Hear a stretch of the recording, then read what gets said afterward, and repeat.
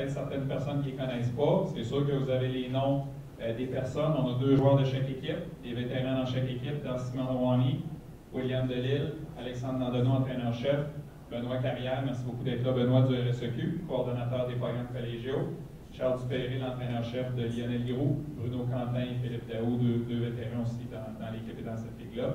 On a Nathalie Blanchette là-bas, qui est responsable des sports au Cégep Lionel Giroux, moi-même Claude Morin, André Laurando. On va être disponible si jamais vous avez des questions par la suite, mais la majorité des questions vont pour les joueurs et les entraîneurs des 2 organisations.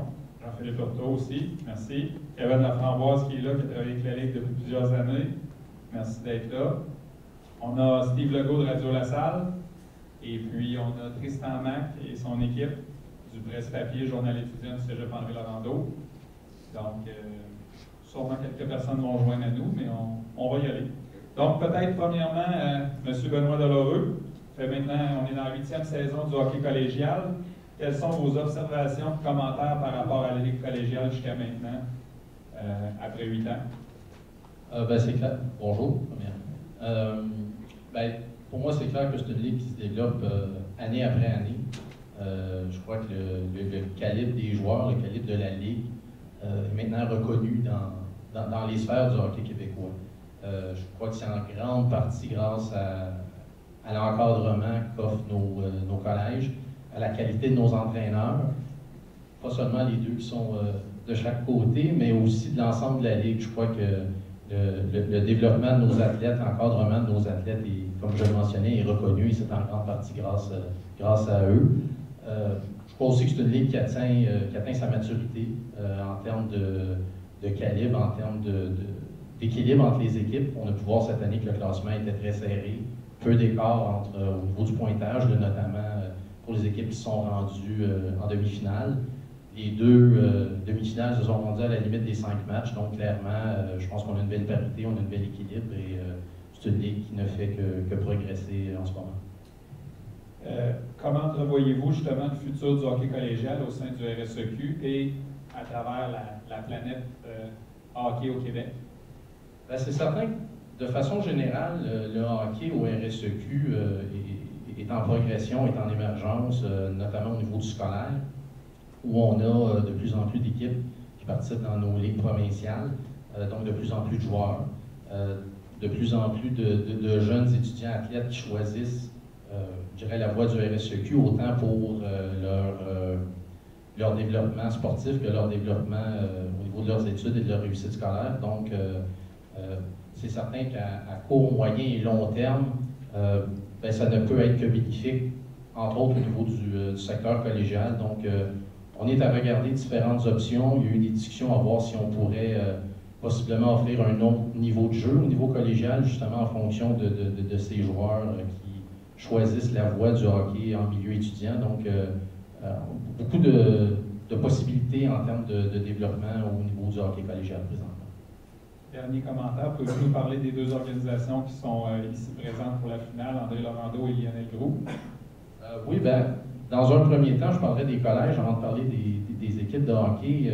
Ce sont 2 collèges qui sont très impliqués excusez, dans les activités du secteur collégial du RSEQ. Dans les 2 cas, cette année, c'est des collèges qui ont été hôtes et organisateurs de championnats provinciaux et même de championnats canadiens dans d'autres disciplines que le hockey. Donc, je tiens à remercier le personnel des départements des sports de chacun de ces collèges et de tout le personnel qui a pu également s'impliquer dans la réalisation et l'organisation de ces événements-là. Maintenant, au niveau du hockey, clairement, ce sont 2 équipes qui ont très bien performé cette année. Je l'ai dit tantôt, 2 équipes qui sont bien encadrées au niveau des entraîneurs. Peut-être une équipe qui a un peu plus d'expérience au niveau des éliminatoires ou de la grande finale qu'on va disputer. Ceci étant dit, je pense qu'on va certainement avoir une série chaudement disputée et qui va être certainement d'un très bon calibre. Merci beaucoup. Alexandre Nandenon, entraîneur d'André Laurando, comment entrevoyez-vous cette série finale-là contre Lionel Giroux? Difficile. Chaque finale est difficile. Ça en fait quelques-unes qu'on fait. Chaque équipe est différente, même si on a beaucoup de joueurs de retour de l'édition de l'année passée. à chaque fois qu'on entrevoit une série, l'année passée, on a passé proche de se faire sortir dans la première ronde contre Alma, on a terminé premier dans la saison. Chaque série est difficile. Charles Dupéret, entraîneur de Lionel Gros, comment voyez-vous cette série finale-là contre André Laurando? Vraiment difficile. Je sais que les deux équipes, c'est deux puissances de la Ligue, sans enlever rien aux autres équipes. Depuis le début, on sait que le Boomerang est une très bonne équipe. Puis nous autres aussi, on a une très bonne équipe. Pour moi, ça va être une longue série, agréable à jouer. Puis je sais que les deux équipes veulent absolument gagner, fait que le spectacle va être incroyable. Est-ce que vous pouvez me parler un petit peu de vos forces et comment vous allez faire pour essayer de vaincre André Laurando? Nos forces, tout le monde le sait, on a une grosse offensive. On a des joueurs qui aiment marquer des buts. Ça, j'ai pas peur de le dire. Les papiers ne mentent pas. Les stats non plus. Avec le système de mon acolyte, Alexandre, je le sais qu'il va falloir bûcher pour aller dans la zone de M. Delorme. Mais je pense que la vitesse va falloir que le niveau de jeu de notre côté soit à la perfection. Ça, j'ai pas peur de le dire. Alexandre Nandeneau, un petit peu la même question. Quelles sont vos forces en tant qu'équipe et comment allez-vous faire pour vaincre les Nordiques? Je pense que le type d'individus qui jouent chez nous, c'est pas nécessairement les joueurs qui, peut-être après ma barre, on semble être des joueurs avec beaucoup de talent. On en a qui ont beaucoup de talent. Mais je pense que l'attitude avec laquelle on travaille, c'est une attitude où est-ce que les gars sont totalement engagés. C'est pas un jeu de mots sur totalement sport, mais ils le sont. Donc, c'est beaucoup plus facile en tant qu'entraîneur de travailler avec des joueurs qui s'engagent vraiment à 100% dans tout ce qu'on fait. On sait que des fois, ça peut être un centimètre ou même un 16 de pouce qui peut faire la différence entre marquer un but ou frapper le poteau pour que la rondelle sorte. Le travail est tellement important, puis l'engagement de ces gars-là fait une grosse différence depuis, je dirais, beaucoup depuis 2 ans. On a un peu, il y a 3 ans, on a fait un changement de cap un peu. Là. On avait recruté une grosse batch de nouveaux joueurs, puis dans ceux qui sont vétérans de 3e année cette année, bien, on le voit, c'est eux qui ont transcendé la culture qu'on voulait amener chez nous. Puis, même si on n'avait personne dans les 10 meilleurs marqueurs de la Ligue cette année, on a fini 5e dans la saison. On est là aujourd'hui, je pense, un peu grâce à ça. William Delisle, capitaine du Boomerang. Vous en êtes à une 2e finale en 2 ans. Comment vous sentez-vous et l'équipe à la veille de ce premier match de demain? Ben, c'est sûr que c'est toujours le fun d'être en finale. C'est jamais pareil. Je ne suis pas contre la même équipe de l'année passée. Mais comme j'ai dit, c'est tout le temps un sentiment incroyable de se rendre jusqu'en finale. C'est juste qu'il faut continuer à travailler pour pas penser au fait qu'on a gagné avant. Juste le fait que là, il faut gagner encore si on veut le trophée. On va passer le micro à Bruno, Quentin, capitaine de Lionel Gros.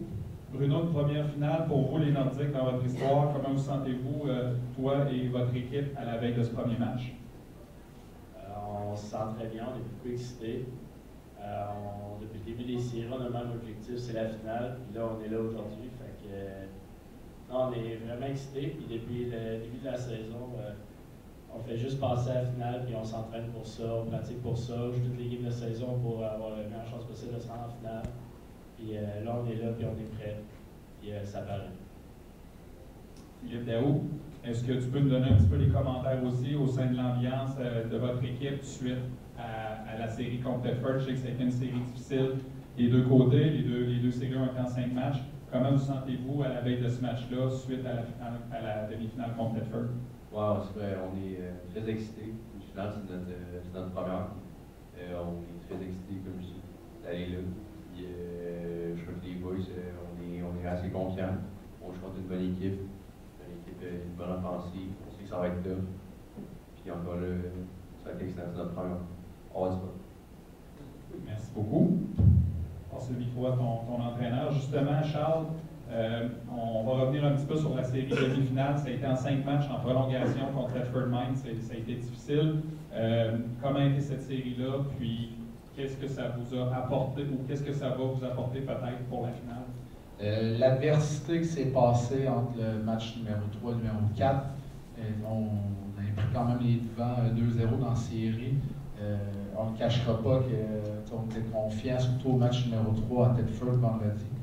Mais par la suite, le match de dimanche, parce qu'on a mangé une petite claque d'en face, nous a bien mis sur terre. J'ai vraiment senti que les gars étaient prêts à passer au prochain step. Puis en même temps, on savait qu'on allait affronter le boomerang. Fait que ça, c'est un excellent. Ça nous donnait une bonne motivation. Même moi, personnellement, je suis extrêmement excité d'affronter le boomerang. Fait qu'on était prêts pour passer à la prochaine étape. Merci beaucoup, Alexandre Nandeneau. Maintenant, un petit peu la même question, Alexandre. Suite à votre demi-finale qui a été en 5 matchs, 2 fois en deuxième prolongation, contre les champions défendants du calendrier régulier. Comment était cette finale-là, puis comment ça va vous aider à débuter la série finale?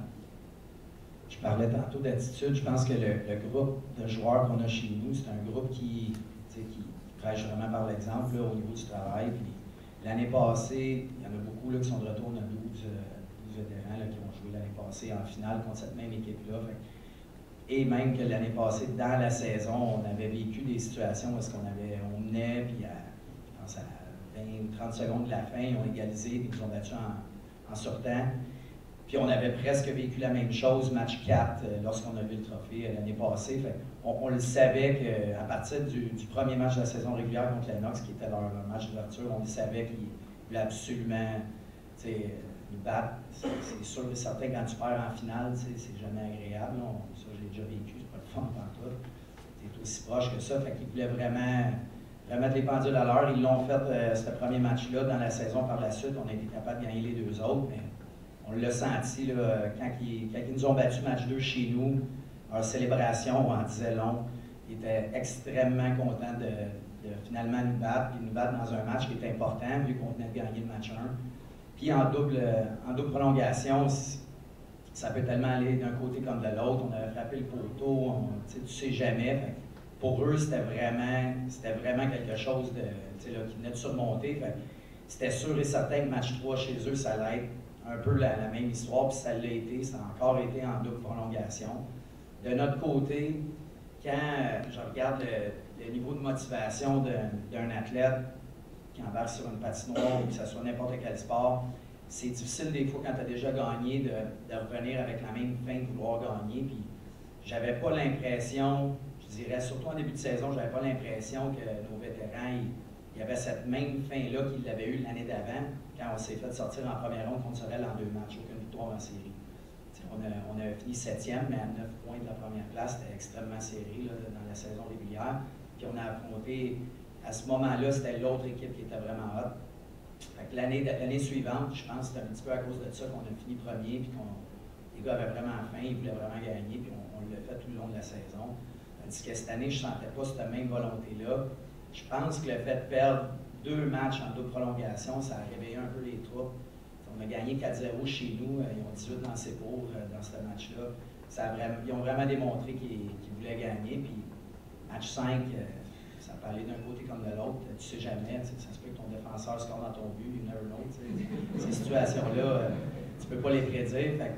Fait, ça a bien tourné, on a marqué tout de suite en partant. Puis habituellement, contre Lennox, contre d'autres équipes, ça peut être différent, mais contre Lennox, quand on marquait le premier but, on savait qu'on avait un avantage psychologique contre eux parce que on l'avait fait toute l'année précédente.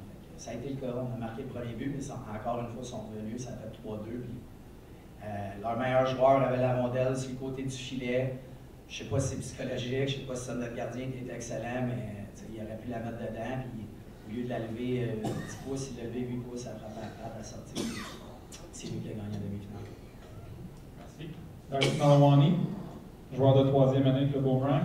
Justement, un petit peu même question tout à l'heure, suite à la demi-finale en 5 matchs contre Lennoxville, comment vous sentez-vous en tant qu'équipe? Comment est l'ambiance à la veille du premier match de la finale? Je pense que notre deuxième moitié de l'année a vraiment été bonne pour les gars. On s'est vraiment mis sur une bonne piste. Puis, rendu en demi-finale, match 4, quand on avait nos dos sur le mur, puis on était obligé de gagner. Je pense que les boys ont vraiment montré du caractère. Fait que, avec les gars de même, j'ai vraiment confiance dans ce qu'on peut accomplir en finale. Pendant qu'on vous a maintenant un petit peu les gars, ça peut-être un petit peu moins rapport aux séries, mais il y a quand même un lien. C'est quoi pour vous être un joueur de hockey au niveau collégial? Puis êtes-vous content d'avoir choisi cette voie-là il y a 3 ans? Ben, surtout pour moi, je n'étais pas sûr si je voulais continuer mon cheminement en tant que hockeyeur ou en tant qu'étudiant. Puis j'étais vraiment content quand on m'a convaincu de venir ici. Puis ça a été une expérience incroyable. Puis à l'approche de la fin, c'est la fin de ma 3e année, je vais graduer, je vais aller poursuivre mes études au supérieur. Puis on se rend compte que 3 ans, ça passe vraiment vite. Puis qu'on veut juste vraiment profiter du moment présent. Puis on a une excellente opportunité de gagner une 2e coupe en 2 ans, puis on ne veut pas gaspiller cette chance-là. William Delisle, un petit peu même chose. Parle-nous de ton expérience au niveau collégial. Pourquoi tu as choisi cette voie-là? Puis est-ce que tu es content aujourd'hui, 3 ans plus tard, d'avoir pris cette direction-là? Oui, c'est sûr que je suis super content d'avoir pris cette direction-là. J'ai toujours joué dans le scolaire. J'étais dans l'HPS avant de venir ici. Je continue dans le collégial. Fait que mélanger l'école et le hockey, ça a toujours été ce que je voulais faire. Et l'autre partie qui est extrêmement le fun d'être ici, que je ne m'attendais pas nécessairement, c'est je pense qu'avec le virage qu'Alexandre a pris l'année que je suis arrivé, j'ai rencontré des gars qui sont exceptionnels les 3e année. Je vais sûrement les voir toute ma vie, ces gars-là, parce que justement, on a toute la même attitude par rapport à quand on a un objectif, on peut l'atteindre. Puis on s'est tellement mis ensemble là-dedans qu'on s'est créé des liens. Je pense que c'est ces liens-là que je vais retenir le plus de mon parcours aussi. Bruno Quentin, même question en tant que joueur. Je suis content d'avoir pris la direction du collégial. C'est quoi pour toi jouer au collégial, être un étudiant athlète, joueur de hockey? Je suis vraiment content d'avoir fait ce choix-là. Ce que j'aime le plus, c'est que tu vois pas juste les gars dans la chambre, puis c'est pas des gars il y en a qui ont des travails ou tout ça. Des fois, tu les vois parfois 10 heures par jour, tu es tout le temps avec eux. Puis c'est très bon pour l'école aussi. Là. Il y en a beaucoup pas beaucoup, mais il y en a certains que ça les motive de jouer au hockey puis d'aller à l'école en même temps, puis avec les gars. Fait que je trouve que ça forme une belle famille, puis tous les amis, on est rendu vieux, fait que tous les amis que tu vas avoir pour toute ta vie, puis comme dans le même objectif, on a un objectif commun, puis on essaie tous de l'atteindre, puis on a toute la même routine, puis je suis vraiment content d'avoir fait ce choix-là. Philippe Daou, même question. Parle-nous de ton séjour au niveau du hockey collégial jusqu'à maintenant. Dans le fond, ça a toujours été dans mes plans de faire le mix hockey-études. Je l'ai continué avec les Nordiques. Les groupes de gars sont incroyables. Au Nord, ils sont une belle famille. L'esprit d'équipe est vraiment sa coche. Puis ça fait juste envenimer l'expérience collégiale d'avoir une équipe de même. C'est vraiment cool. Puis c'est vraiment ça. Il voit ton entraîneur, Charles Dupéré, 4e saison avec les Nordiques au niveau collégial. Qu'est-ce que ça représente d'être entraîneur au niveau collégial? Puis qu'est-ce que tu aimes le plus dans cet emploi-là? Juste faire du hockey à temps plein, c'est déjà un plus pour nous. Je suis choyé que les Nordiques me donnent ce travail-là. Pour moi, pour coacher les Nordiques, c'est vraiment on a une gang depuis 4 ans qu'on bâtit. Pour nous, être en finale, c'est vraiment une récompense pour mon groupe d'entraîneurs, même le groupe de la vie étudiante. C'est vraiment important pour nous d'avoir passé à cette étape-là. C'est sûr qu'on veut juste pas être le passage. On aimerait ça aussi gagner. Mais le collégial, pour moi, c'est une ligue. Et Alex, tous les autres coachs dans la ligue collégiale, leur objectif, on s'en est parlé ce matin, on veut tout faire upgrader la ligue. Puis c'est une vraiment belle ligue. Puis on ne veut pas perdre les bons joueurs parce que dans toutes les équipes, il y a des joueurs exceptionnels. Il ne faut pas les perdre. Fait que cette ligue-là est vraiment en expansion. C'est vraiment sharp. Il faut vraiment mettre l'accent en bonne place. Merci beaucoup. Alexandre Nardeno, même question. 8e saison, vous êtes là depuis les débuts avec André Laurando. Qu'est-ce que ça représente pour vous d'être entraîneur au collégial? Et puis, parlez-nous un petit peu de la ligue collégiale et votre expérience jusqu'à maintenant. Bien, personnellement, dans la vie, on fait des choix, on décide un petit peu, qu'est-ce qui m'allume, qu'est-ce qui me motive, moi, à me lever tous les matins. C'est sûr, quand on a une famille, puis j'ai une petite fille de 14 mois, je me fais réveiller, puis je sais c'est quoi qui me motive. C'est différent maintenant. Mais les premières années, quand tu m'engageais, Claude, ma motivation, c'était tout simplement de gagner puis faire en sorte que notre programme soit le meilleur programme de tous les programmes. Ça, c'était la motivation première. Puis après quelques années, puis discussions avec des amis, des gens dans le domaine du hockey, à un moment donné, en regardant un petit peu ce qu'on faisait, puis ça faisait partie de ça. Moi, j'ai joué NCA, j'ai joué universitaire. l'objectif, c'était d'amener le plus de gars vers les universités. Fait autant qu'on voulait avoir le meilleur programme, on voulait essayer de placer le plus de joueurs possible. Puis, on essayait de placer les joueurs de notre ligue. J'ai eu beaucoup de discussions avec des joueurs de d'autres organisations dans le but de les aider à jouer universitaire. Puis ça reste une de nos motivations, c'est d'essayer de faire en sorte que nos joueurs soient capables de jouer universitaire.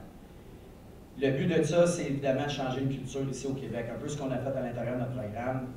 T'sais, moi, j'ai joué universitaire, peut-être par défaut, un peu d'un sens, j'étais vraiment pas assez bon pour jouer junior majeur et d'être une star là-dedans. J'ai fait mon camp, je suis probablement le seul à avouer que j'ai été le premier coupé, puis j'ai pas de problème à le faire. Mais j'ai travaillé fort par la suite, j'ai été capable de jouer professionnel quand même. En jouant universitaire américain, ça m'a aidé.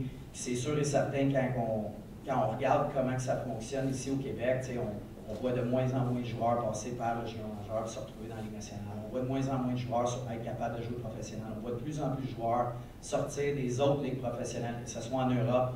Et maintenant, on voit de plus en plus de joueurs signer des contrats dans la Ligue nationale, sortant de l'ANTI, sortant des rangs universitaires. C'est sûr et certain, quand on regarde le big picture, comme on dit en anglais, puis on se pose la question, est-ce qu'on est sur la bonne route? Des fois, je me demande vraiment si on a les bonnes motivations ici au Québec. Puis je travaille avec les gens de Hockey Québec, on en discute des fois. De mon côté, qu'est-ce que moi je peux faire pour aider cette culture-là? C'est vraiment d'essayer de rendre notre ligue, notre programme, le meilleur possible pour amener les gars à jouer universitaire. On espère tous qu'un jour, les gens de la RSEQ poussent dans la bonne direction des universités, puis il y a plus d'universités. Je te dis ça de même. Mais, tu sais, qu'ils fassent de hockey, mais on le sait que c'est très dispendieux. On comprend la réalité financière des différents programmes. On est dedans, puis on est à une échelle un petit peu plus basse que ce que peuvent vivre les McGill, les Concordia et ainsi de suite. On les côtoie régulièrement, ces gens-là, donc on le sait, mais à la fin de la journée, tu sais, je pense personnellement que le meilleur chemin pour un joueur de hockey, c'est de finir ses études en jouant au hockey, puis par la suite, s'il y a le talent pour continuer professionnel, c'est de le faire. Ma motivation, ça a toujours été ça. Je suis très content de faire partie de la Ligue collégiale parce que ça nous permet de pousser dans cette direction-là et d'essayer de changer cette culture. Merci beaucoup. On va maintenant ouvrir la période de questions à tous les gens qui sont ici. On a Steve Legault de Radio La Salle, on a Tristan Mac du Journal étudiant, les dirigeants des écoles, les joueurs, M. Laberge, directeur de la vie étudiante, on a quelques parents, on a des partenaires, Loisir 3000, M. Kevin Laframboise, M. Simard de Lionel Gros, Jean-Philippe, Marie-Hélène. Est-ce qu'il y en a qui ont des questions ouvertes aux joueurs, aux entraîneurs ou à M. Carrière? On a une joueuse des Canadiennes aussi avec nous, Karel Aymar. Est-ce qu'il y en a qui ont des questions? Tristan, Steve, je vais vous laisser aller poser quelques questions. Ça va? Ouais. Donc, ces gens-là vont être disponibles aussi pour peut-être répondre à vos questions, si vous voulez faire des petits topos, des petites entrevues. Sinon, je vous remercie beaucoup de votre présence. Bonne chance aux deux organisations, aux deux équipes. Je suis certain qu'on va avoir une finale incroyable. C'est le fun, les deux équipes à 30 minutes l'une de l'autre. J'espère que les fans vont se déplacer dans les deux arénas. On va avoir des belles foules. On va essayer de faire participer les étudiants du mieux qu'on peut, même si ce n'est pas facile. Et puis, bonne chance aux deux équipes.